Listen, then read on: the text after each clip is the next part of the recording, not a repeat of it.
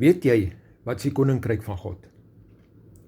As jy kyk in Romeine 14 vers 17, dan sê Paulus daar, want die koninkryk van God is nie spys en drankie, maar geregtigheid en vrede en blydskap in die Heilige Gees.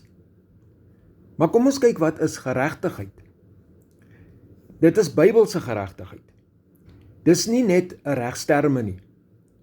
Dis 'n toestand van reg wees in verhouding tot God se standaarde en in verhouding met ander.